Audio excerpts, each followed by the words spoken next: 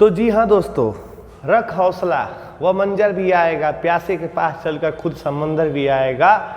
यूं न थक कर बैठ है मंजिल का मुसाफिर, यूं न थक कर बैठ है मंजिल का मुसाफिर, मंजिल में मिलेगी, मिलने का मज़ा भी आएगा दोस्तों, मिलने का मज़ा भी आएगा। तो स्वागत करता हूँ मैं अपने प्यारे चैनल गुरुकुल गुरुजी में। और इस प्यारे से चैनल पे आज मैं एसएसटी का यह पहला वीडियो जो है डालने जा रहा हूँ, ठीक है। तो इसलिए मेरे वीडियो को लाइक कीजिए और सब्सक्राइब भी कर रहिए, ठीक है, ताकि ऐसे ऐसे वीडियो आप लोगों को लगातार देखने को मिले। और आज मैं बता रहा हूँ आप लोगों का सामाजिक विज्ञान में समझिए कि पूरा कॉन्सेप्ट में क्लियर करा दूंगा, ठीक है। तो बस आपको क्या करना है, देखना है और देखकर या तो आपको नोट कर लेना है या आप स्क्रीनशॉट इसका ले सकते हैं। बहुत बेहतरीन नोट्स लेकर आया हूँ इसका, कोई कहीं पे प्रॉब्लम नहीं है, एकदम आराम से। देखिए क्या बोल रहा है हम लोगों से कि राष्ट्र बोल रहा है, ठीक ना। तो राष्ट्र क्या होता है, व्हाट इज नेशन, ठीक है। तो देखिए एक जो है दार्शनिक थे जिनका नाम था अर्नेस्ट रेनर था, उनके अनुसार कहा गया कि समान भाषा नस्ल धर्म से बने जो क्षेत्र होता है उसी को क्या कहते हैं, उसी को राष्ट्र कहते हैं, ठीक है। राष्ट्र के लिए क्या होना चाहिए, समान भाषा होना चाहिए, नस्ल भी क्या होना चाहिए, समान होना चाहिए, धर्म भी क्या होना चाहिए, समान होना चाहिए, ठीक है। और ये हमारा जो है उससे एक बना जो क्षेत्र होता है उसी को क्या कहते हैं हम लोग, राष्ट्र कहते हैं, ठीक है। अब यहाँ बोला कि एक राष्ट्र जो है लंबे प्रयासों, त्यागों और निष्ठा का जो है चरम बिंदु होता है, ठीक है। भारत हम लोग का देश है, ठीक। इस देश में हर एक धर्म के लोगों की जो है यहाँ पे जो है अपनी अपनी जो है चीज़ों को मनाने के लिए जो है स्वतंत्रता और अधिकार मिला हुआ है।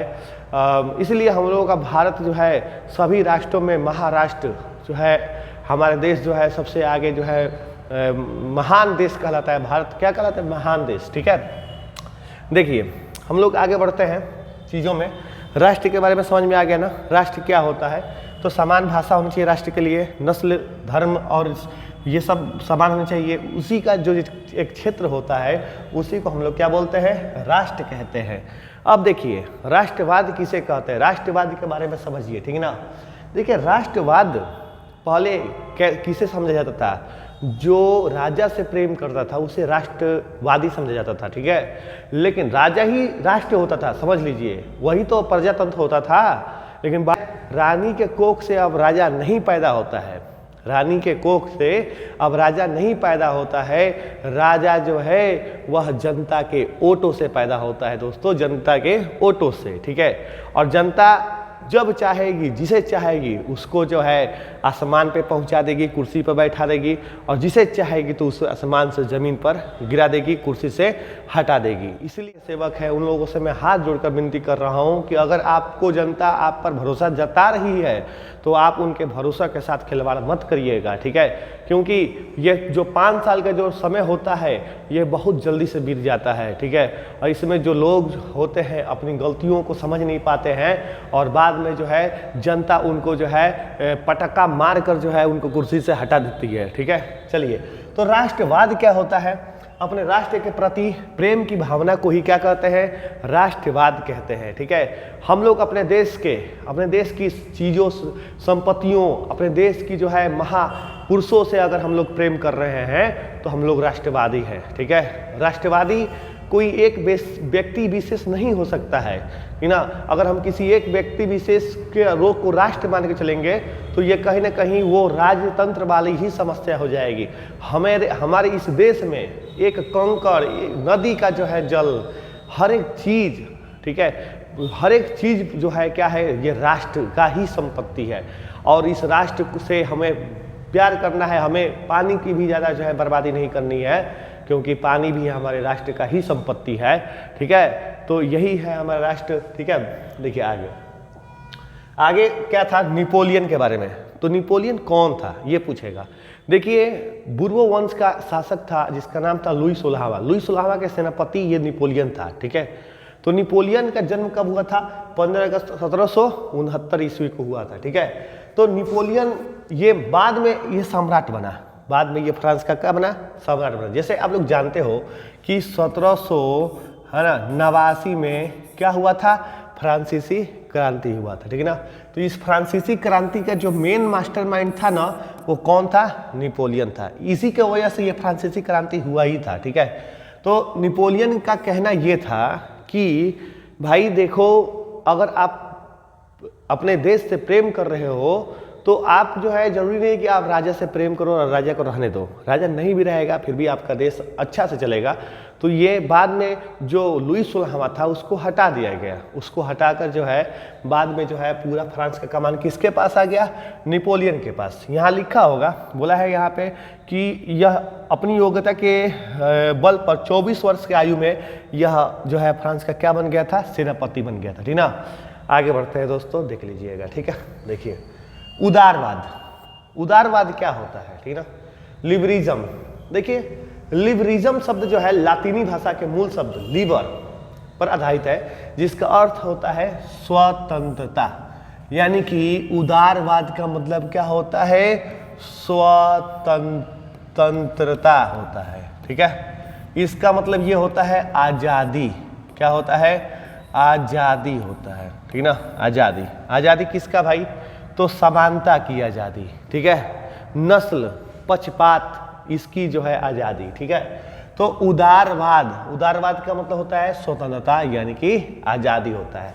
ये किस शब्द से बना है? यह लातीनी भाषा, लातीनी भाषा लीबर से बना है। ठीक है, आगे बढ़ते हैं दोस्तों, आगे बढ़ते। देखिए निरंकुशवाद। निरंकुशवाद क्या है? ठीक है ना, इसको समझते हैं। ठीक है, देखिए एक ऐसी सरकार या शासन, एक ऐसी सरकार या शासन व्यवस्था जिसकी सत्ता पर कोई किसी भी प्रकार का अंकुश नहीं होता है, उसी को हम लोग बोलते हैं निरंकुशवाद। क्या बोलते हैं? निरंकुशवाद। ठीक है, आगे बढ़ते हैं। देखिए जनमत संग्रह क्या है? जनमत संग्रह यह है कि मान लीजिए कोई प्रस्ताव है और किसी क्षेत्र में जो है उस प्रस्ताव को लागू करना है। ठीक है, तो उस प्रस्ताव को लागू करने से पहले एक बार जनमत संग्रह कराया जाता था उस समय के, यानी कि जनता, वहाँ के जो जनता थे, वहाँ के जो मूल लोग थे, उन लोगों का मत लिया जाता था। ठीक है, कि इस जो ये काम हो रहा है इससे क्या वो सहमत है या नहीं है। अगर अधिक संख्या में सहमत है तभी वो काम होता था, जिसको हम लोग क्या बोलते हैं? जनमत संग्रह। जनमत का मतलब होता है मताधिकार। यहाँ पे लिखा है ना मतदान। ठीक है, मतदान। ठीक है, तो अपना लोग जो है मत जो है दान करते हैं। देखिए आगे बोला है क्या? यूटोपिया। यूटोपिया कल्पनादर्श क्या होता है? यूटोपिया क्या होता है कि यह एक ऐसा समाज की कल्पना जो इतना आदर्श है कि उसका सरकार होना लगभग असंभव है। ठीक है, देखिए यहाँ लिखा है यूटोपिया। क्या हम लोग भी यूटोपिया के बारे में सोच सकते हैं? हम लोग भी क्या ऐसा सरकार हम लोगों के सामने भी क्या दिखाई दे सकता है जो कि सबके सामने एक समान व्यवहार करे, सबके साथ एक समान व्यवहार करे, सबको जो है बोलने की आज़ादी दे, सबको जो है कुछ कहने की आज़ादी दे। ठीक ना, कहने के लिए तो हम लोग आज़ाद हैं, लेकिन अगर आप एक बात किसी को बोल दोगे तो वो आपको छोड़ने वाला नहीं है।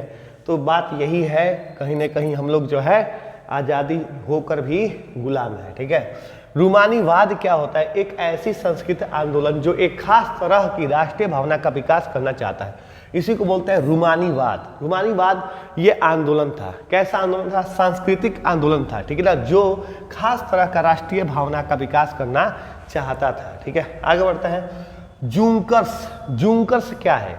देखिए प्रसा जो है एक देश होता था। ठीक है ना, तो प्रसा फ्रांस के पास में प्रसा पड़ता है। ठीक है, और ये फ्रांस, प्रसा, जर्मनी, पोलैंड ये सब यूरोपीय देश कहलाते हैं, यूरोप महाद्वीप में स्थित है, इसलिए इनको यूरोपीय देश कहते हैं।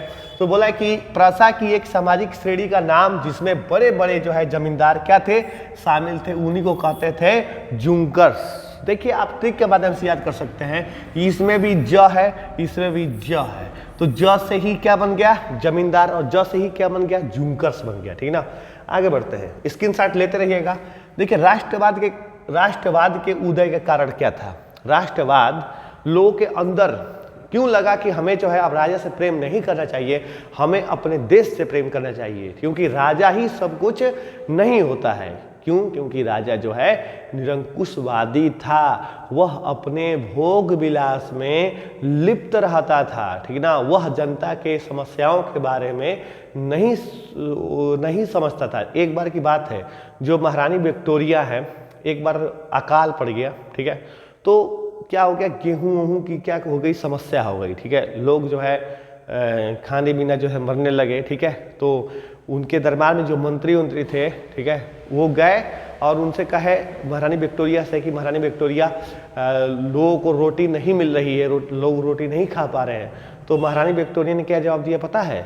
उसने कहा कि रोटी नहीं मिल रही तो क्या हुआ, इन लोगों को ब्रेड दो, ब्रेड दो, ब्रेड। अरे भैया रोटी मिल ही नहीं रहा है तो ब्रेड कैसे मिलेगा? ठीक है, क्योंकि सब तो बनाया जाता है गेहूं से ही, और गेहूं का फसल जो है हुआ ही नहीं, गेहूं का फसल जो है उस समय नुकसान हो गया था, ठीक है, बर्बाद हो गया था। तो बात उसी यही है। तो इस प्रकार की जो भाषा है, उस भाषा से ही लोग परेशान होकर जो है उस शासन को क्या मान लिए? निरंकुशवाद शासन मान लिए, ठीक है। तो उससे लोग परेशान होकर जो है उनके अंदर राष्ट्रवाद की भावना उत्पन्न हो गई।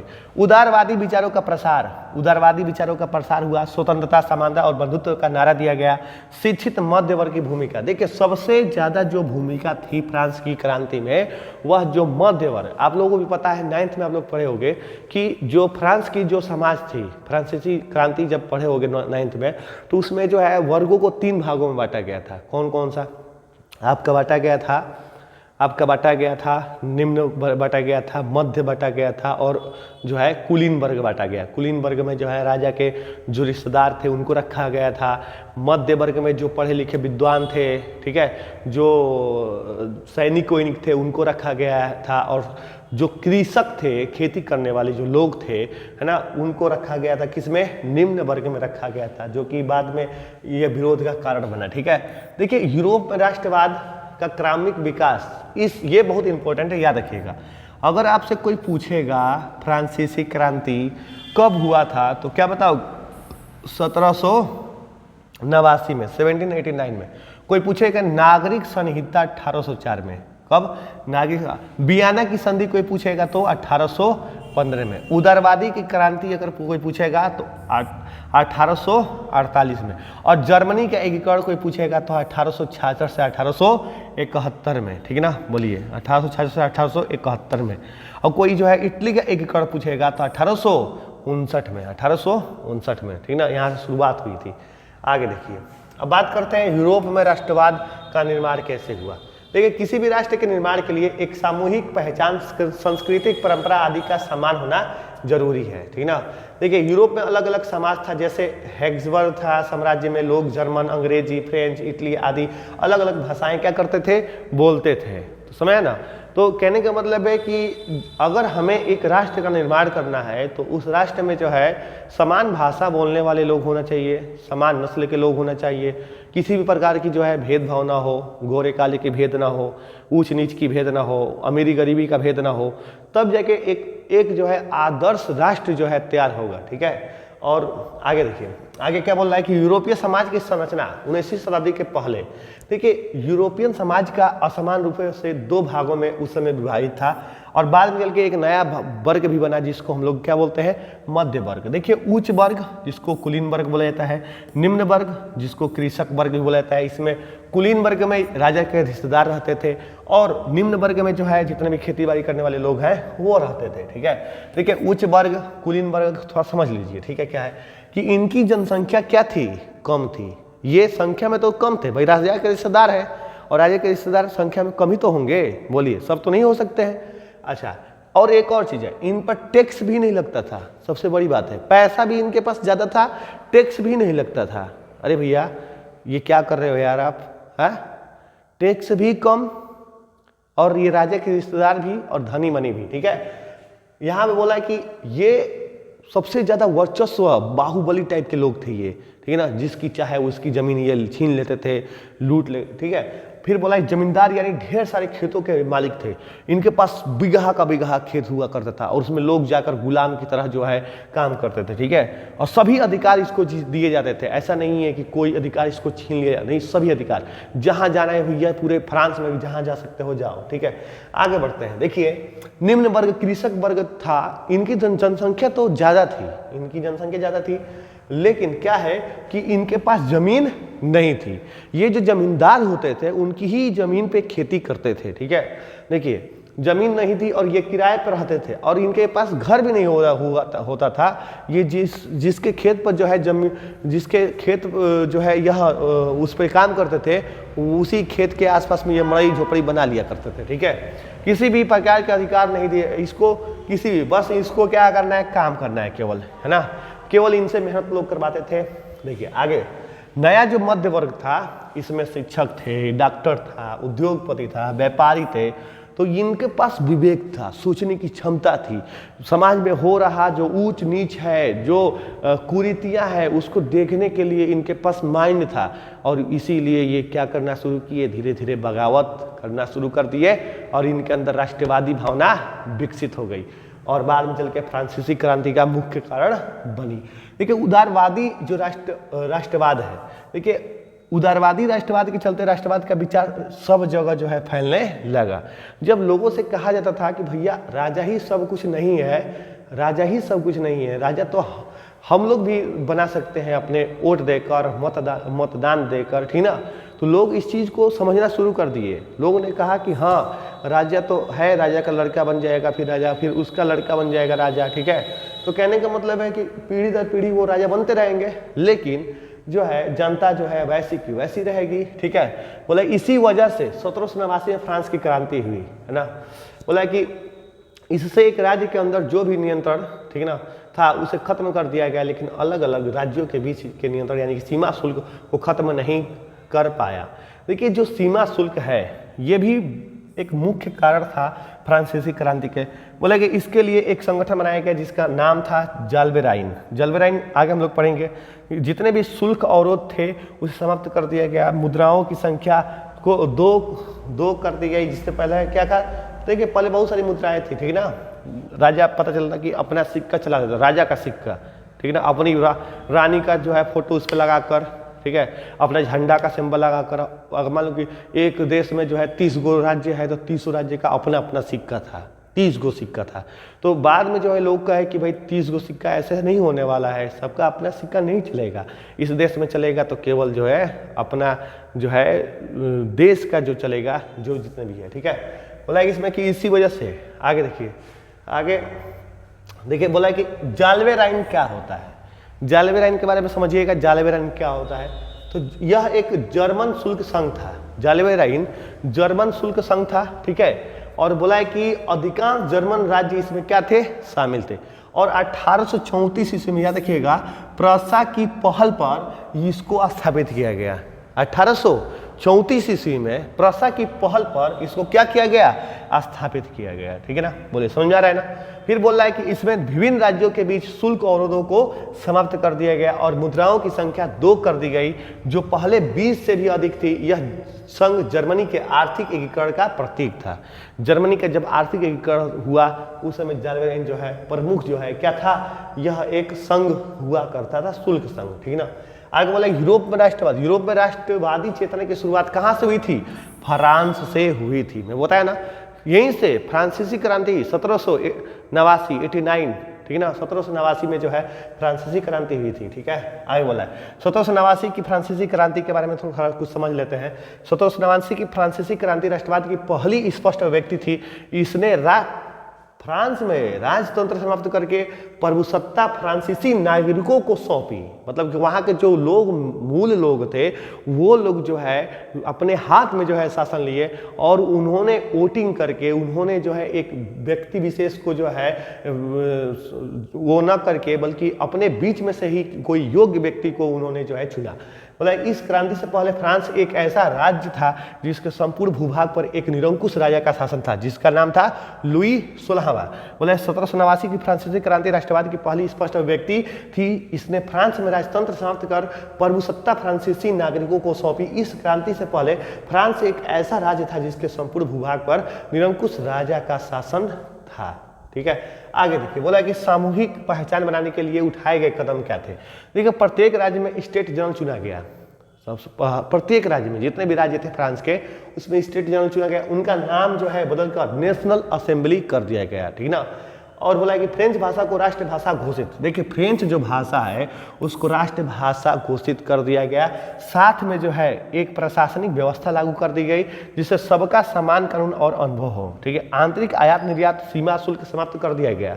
जिससे आयात होता था, एक्सपोर्ट इंपोर्ट, तो उस पर टैक्स लगता था, उसको क्या किया गया, समाप्त कर दिया गया। ठीक ना, कहा गया कि यह उचित नहीं है कि अगर हम अपना सामान बाहर बेचे तो उसका टैक्स लगे, चाहे बाहर से अपने देश में मंगाए तो उसका टैक्स लगे।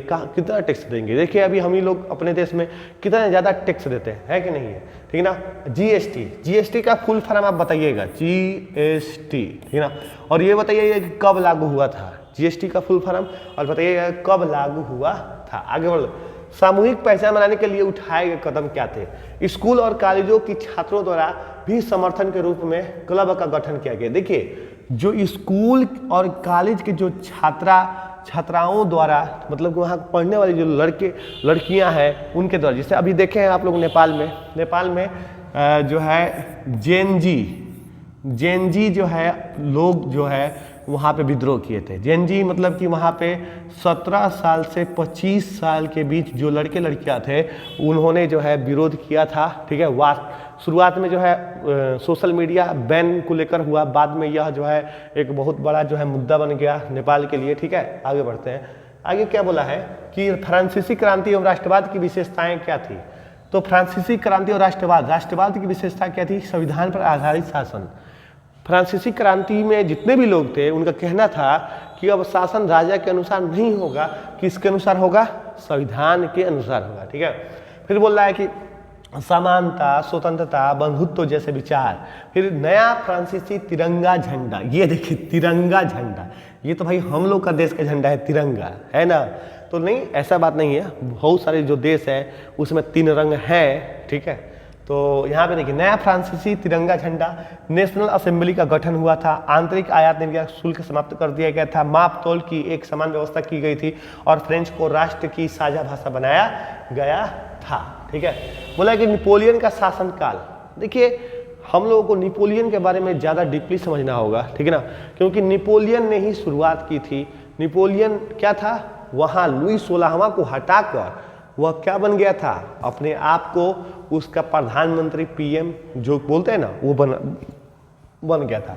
बोला कि जब नेपोलियन फ्रांस पर अपना शासन चलाना शुरू किया तो उन्होंने प्रजातंत्र को हटाकर उन्हें किस में बदल दिया, राजतंत्र में स्थापित कर दिया। नेपोलियन के समय ही व्यापार, आवागमन एवं संचार में बहुत ज्यादा जो है विकास हुआ। राष्ट्रवादी विचार को बांटने के लिए उन्होंने कुछ क्षेत्रों में कब्जा कर लिया। अब देखिए नेपोलियन बस एक गलती कर बैठा। क्या गलती कर बैठा? इसकी बस विस्तारवादी सोच। जैसे पाकिस्तान की विस्तारवादी सोच है, चीन की सबसे ज़्यादा विस्तारवादी सोच है। चीन चाहता है कि वो भारत की ज़मीन पर ज़्यादा से ज़्यादा क्षेत्रफल को ले सके, आगे घुसपैठ कर सके। आए दिन जो चीनी फौजी होते हैं वो घुसपैठ करते रहते हैं, लेकिन हमारे जो है सीमा सुरक्षा जो बल होते हैं उनको जो है मुंहतोड़ जवाब देने का काम करते हैं। तो कहने का मतलब है हम लोगों का विस्तारवादी सोच नहीं है, लेकिन जो दूसरे देश के लोग हैं, जो दूसरे देश के वहाँ पे लोग शासन कर रहे हैं, उनके विचार में विस्तारवादी सोच है कि इसकी ज़मीन ले लीजिए, उसकी ज़मीन ले लीजिए। अरे भैया अपनी ज़मीन को आप संभालिए। ठीक है, हम लोग अपना ज़मीन संभाल रहे हैं और हमारी ज़मीन में अगर आप घुसने की कोशिश करोगे तो उसके लिए हम लोग जो है बहुत बाफोर्स तोप रखें, बाफोर्स तोप वही समय लगा कर उड़ा देंगे, उड़ जाओगे। समझ ना, राफेल जेट रखे हैं, उड़ा देंगे उसी से। ठीक है, तो ये देखिए बोला 1804 में नेपोलियन संहिता। देखिए जो 1804 में है, नेपोलियन ने क्या किया कि अपने लिए एक कानून बनाया जिसका नाम रखा नागरिक संहिता। ठीक है, कब बनाया था? 1804 में। तो इसने जन्म पर आधारित विशेष अधिकार को समाप्त कर दिया। इस जो ये कोड था, सिविल कोड था, नेपोलियन सिविल कोड में जो पहले जब लोग जन्म लेते थे तो उनको जो है जन्म के आधार पे उनको जो है दिया जाता था कि आप ये इसमें ये कर सकते हैं, वो कर सकते हैं, फैसिलिटी दिया जाता था। लेकिन अब उसको फैसिलिटी को समाप्त कर दिया गया। अब जो है कहा यह गया कि सबके लिए एक समान न्याय, एक समान समानताएं और एक समान अधिकार दिया जाएगा। ठीक है, 1804 में नागरिक संहिता की विशेषताएं कुछ समझ लीजिए, ठीक है। जन्म पर आधारित विशेष सिद्धांतों की समाप्ति, इसको जो है नेपोलियन ने कर दिया। फिर बोला कानून के सामने समानता एवं संपत्ति का अधिकार को सुरक्षित किया गया। अब यहाँ पे जो ये संपत्ति का जो अधिकार लिखा है, मैं शुरू में बताया ना कि लोगों के पास, निम्न वर्गों के लोगों के पास जमीन नहीं हुआ करता था, वह जमींदारों की खेतों में खेती करते थे और उसी में जो अनाज होता था वो लोग खाते थे, ठीक है, और उसी के पास में झोपड़ा झोपड़ी बनाकर रहते थे, ठीक। आज भी आप देख सकते हो, हमारे ही जो है प्रदेश में देख सकते हो यहाँ पे कि जितने भी जो निम्न वर्ग के लोग हैं उनका घर जो है खेतों के किनारे आज भी बसा हुआ है, ठीक है ना। टोला का टोला जो है खेतों के बगल में किनारे में बस गया है, क्योंकि घर से जो है खेत में जाने में आसानी हो इसीलिए वो, ठीक है। आगे देखिए, बोला कि प्रशासनिक विभाजन को सरल बनाया गया। प्रशासनिक विभाजन मतलब कि प्रशासन में जो भी लोग थे उनकी एक श्रेणी बनाई गई, ठीक है। बोले समानती व्यवस्था को समाप्त कर दिया गया। किसानों के भू है ना दासत्व और जागीरदारी शुल्कों से मुक्ति कर दिया गया। शहरों में कारीगरों के श्रेणी संघों के नियंत्रणों को हटा दिया गया, ठीक है। आगे देखिए, जागीरदारी क्या होता है इसके बारे में समझिए। जागीरदारी क्या होता है, देखिए जागीरदारी क्या होता था कि इसके तहत जो किसान थे, जमींदार थे, उद्योगपति थे, ठीक है, वो अपना जो तैयार सामान का कुछ हिस्सा जो है वो सरकार को देना पड़ता था, मतलब नेपोलियन को देना पड़ता था, जिसे क्या कहते थे जागीरदारी। पहले जो ये लोग थे, बड़े बड़े लोग, वो उनके पे टैक्स नहीं लगता था, लेकिन अब जो टैक्स है यानी कि इसके तहत किसानों, जमींदारों और उद्योगपति द्वारा तैयार सामान का कुछ हिस्सा कर के रूप में सरकार को देना पड़ता था, जिसे क्या कहते थे जागीरदारी कहते थे। देखिए रूढ़िवादी, रूढ़िवाद क्या होता है, देखिए रूढ़िवाद मतलब कि पुरानी रीति रिवाजों को लेकर चलना, ठीक ना। जैसे पहले होता था सती प्रथा, सती प्रथा रूढ़िवादी सोच थी, ठीक ना। रूढ़िवादी सोच इसलिए थी कि लोगों का मानना ये था कि अगर किसी का पति मर गया तो पत्नी को भी ले आकर उस पर उसको उसके चिता पर बैठा दिया जाता था, जो कि रूढ़िवाद बहुत हमारे समाज में बहुत सारी जो है रूढ़िवाद सोच है, उसको भी जो है समाप्त करने की आवश्यकता है, ठीक है। क्योंकि हम लोग, हमारे दादा परदादा क्या करते थे क्या नहीं करते थे उस पर डिपेंड नहीं है। आज हम लोग शिक्षित समाज का एक कल्पना कर रहे हैं, तो शिक्षित समाज में क्या क्या चीज़ें होनी चाहिए उस पर हमें बात करना चाहिए, बल्कि इस पर बात नहीं करना चाहिए कि हमारे दादा परदादा क्या करते हुए चले आए हैं, ठीक है। जरूरी नहीं है कि वो लोग जिस रीति रिवाज को मानते चले आए हैं उसी रीति रिवाज पे हम लोग भी अपना कायम रहे, जरूरी नहीं है, ठीक है।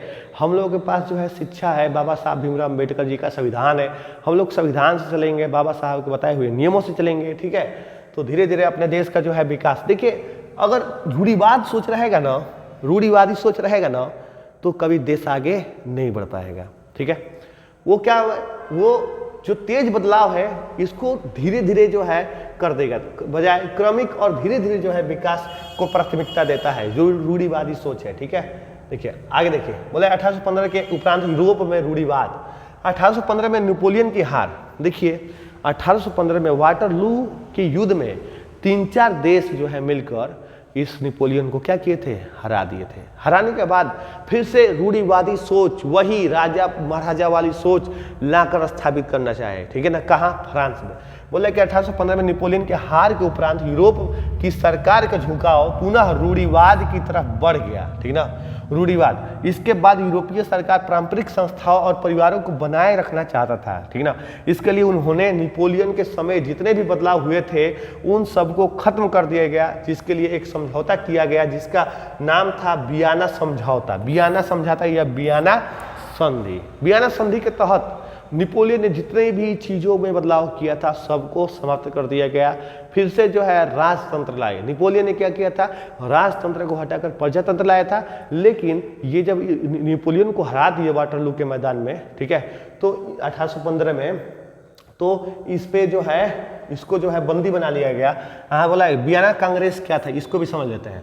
1815 में ब्रिटेन, प्रसा, रूस और ऑस्ट्रिया जैसे यूरोपीय शक्तियों जिन्होंने मिलकर नेपोलियन को हराया था, ब्रिटेन, प्रसा, रूस और ऑस्ट्रिया, ये सब मिलकर किसको हराए थे, नेपोलियन को हराए थे, है ना। के प्रतिनिधित्व यूरोप के लिए एक समझौता तैयार करने के लिए वियना में इकट्ठा, वियना एक जगह का नाम था, वियना एक जगह का नाम था, में इकट्ठा हुए, जिसकी अध्यक्षता ऑस्ट्रिया के चांसलर ड्यूक मेटरनिक ने की थी। याद रखिएगा, जो वियना जो कांग्रेस था, ठीक है, उसमें जब लोग इकट्ठा हुए थे तो उसकी अध्यक्षता कौन किया था?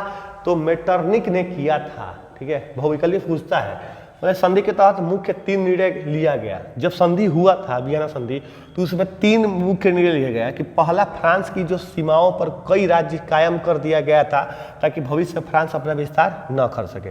देखिए, जो फ्रांस था उसके अगल बगल, फ्रांस को ही तोड़कर उसके अगल बगल कई देश बना दिया गया ताकि फ्रांस दोबारा जो है अपनी जो है विस्तारवादी सोच को जो है न दिखाए और जो है आगे बढ़ने में जो है क्या हो, उसके ज़्यादा रुकावटें हो। मतलब फ्रांसीसी क्रांति के दौरान हटाए गए बुर्बो वंश को सत्ता में बहाल कर दिए गए। मैं बताया था, बुर्बो वंश का जो शासक था जिसका नाम था लुई 16वां जो है बाद में उसी को लाकर जो है बैठा दिए गए। तीसरा, राजतंत्र को जारी रखा गया। राजतंत्र को जारी रखा गया। आगे देखिए क्या बोला है कि संधि के तहत मुख्य 3 निर्णय, ये तो अभी बताएं, आगे देखते हैं। देखिए, बोला है कि 1815 वियना संधि की विशेषताएं क्या थी? फ्रांस में बुर्बो राजवंश की पुनर्स्थापन। इसका मुख्य उद्देश्य यूरोप में एक नई रूढ़िवादी व्यवस्था कायम करना था। ठीक ना, तो ये सब वैसे ही है। आगे देखिए, बोला यूरोप में क्रांतिकारी। देखिए, यूरोपियन सरकार इन सारे निर्णय के विरोध में क्रांतिकारी ने जन्म लिया। क्रांतिकारी ने अंदर ही अंदर कुछ खुफिया समाज का निर्माण कर लिया जिसका मुख्य लक्ष्य था राष्ट्रवाद को बढ़ावा देना। और फिर बोला वियना संधि की विरोध करना और स्वतंत्रता के लिए लड़ना। देखिए, उस वक्त भी लोग बचे थे जो कि जब नेपोलियन को हरा दिया गया और फिर से रूढ़िवादी सोच को लाया गया तो उसका विरोध करने के लिए फ्रांस की बहुत सारे जो है लोग इंटरनल रूप से जो है काम करना शुरू कर दिए। उन्होंने वियना संधि का भी विरोध किया। ठीक है, आगे देखिए, भूख, कठिनाई और जन विद्रोह। 1830 को कठिनाई का महान साल भी कहा जाता था क्योंकि 1830 में जो है क्या था, भूख कठिनाई, मतलब उस समय जो है फसल भी अच्छी नहीं हुई थी। जबरदस्त जनसंख्या वृद्धि, लोग गांव से शहर की ओर रुख कर दिए। बेरोजगारी में वृद्धि, गरीबी में वृद्धि। इसी सालों के दौरान फसल बर्बाद हो गई जिससे खाने की सामग्री की कीमत जो है बढ़ने लगी और छोटे छोटे फैक्ट्रियां बंद होने लगी। खाने पीने की कमी और व्यापक बेरोजगारी, इन सभी कारणों से लोगों ने सरकार के खिलाफ विद्रोह कर दिया। लोग सड़कों पर उतर आए, जगह जगह जो है अवरोध लगाए गए जिसे कृषक विद्रोह के नाम से आता है। किसको? 1830 को। ठीक है ना, बोलिए समझ में आ रहा है? तो लाइक शेयर जरूर कीजिए। देखिए, मैं आप लोग के लिए कितना बढ़िया जो लेकर आया हूँ। गणतंत्र के बाद कानून में आए बदलाव।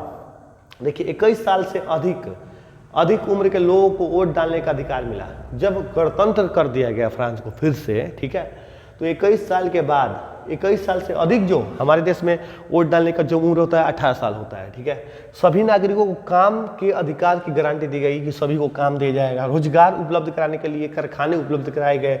इन सभी से धीरे धीरे गरीबी और बेरोजगारी कम होने लगी। निश्चित तौर पे जब हम लोग कारखाना लगाएंगे, नारीवाद, स्त्री, ये क्या है, पुरुष को सामाजिक, आर्थिक एवं राजनीतिक समानता की सोच के आधार पर महिलाओं के अधिकार और हितों को बोधधारीवाद है।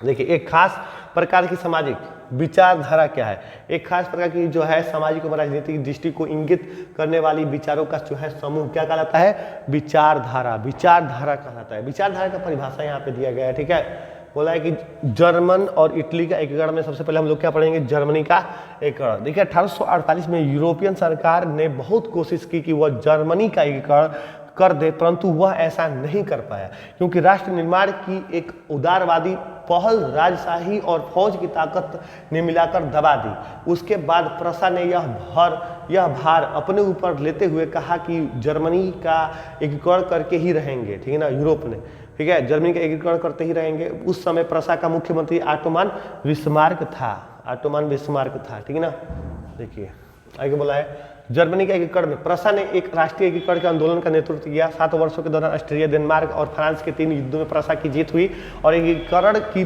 प्रक्रिया पूरी हुई।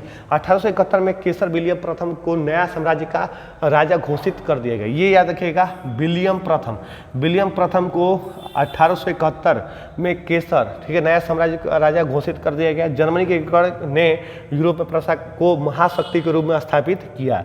नए जर्मन राज्य में मुद्रा, बैंकिंग एवं न्यायिक व्यवस्था के आधुनिकीकरण पर जोर दिया गया ज़्यादातर। ठीक है, आगे देखिए बोला है क्या कि ये इटली का एकीकरण क्या है, इसी 7 राज्यों में बांटा हुआ है। इटली 7 राज्यों में बांटा हुआ था। 1830 के दशक में जूसफ मैत्सनी ने इटली के एकीकरण के लिए कार्यक्रम प्रस्तुत किया। 1830 से 1848 के क्रांतिकारी विद्रोह असफल हुए। 1859 में फ्रांस से सर्डेनिया पिडमैंट ने एक चतुर कूटनीतिक संधि के जिसके माध्यम से उसने ऑस्ट्रिया वालों को हरा दिया। 1871 में इन्होंने द्वितीय को एकीकृत इटली का राजा घोषित कर दिया गया। ठीक है, तो ये सब है। देखिए इटली के एकीकरण के प्रक्रिया का अध्ययन करने के लिए हम 3 लोगों के बारे में जो है विचार करेंगे, जूसफ मैत्सनी, काउंट कैमुलो द गफूर और जोसेफ गैरीबाल्डी। तो ये 3 लोग हैं जो कि महत्वपूर्ण जो है स्थान रखते हैं इटली के एकीकरण में। तो इन लोगों का जो है हम बारी बारी से पढ़ने जा रहे हैं। जोसेफ मैत्सनी कौन थे, तो इनका जन्म 1807 में जिनोवा में हुआ था और कुछ समय पश्चात यह कार्बोनारी में गुप्त संगठन के सदस्य बन गए। 24 साल की युवावस्था में लिगुरिया में क्रांति करने के लिए उन्होंने 1831 में देश से निकाला गया, उनको देश से इनको निकाल दिया गया 1831 में। तब उन्होंने और 2 भूमिगत संगठनों की स्थापना की। पहला था मेसेई और यंग इटली का स्थापना किसने की, अगर कोई पूछेगा तो मैत्सनी। और दूसरा बर्न में यंग यूरोप। मैत्सनी द्वारा राजतंत्र का जोरदार विरोध एवं उसके प्रजातांत्रिक सपनों ने रूढ़िवादों के मन में भय कर दिया। मेटरनिक ने उसे हमारी सामाजिक व्यवस्था का सबसे खतरनाक दुश्मन बताया था। ठीक है, ठीक है।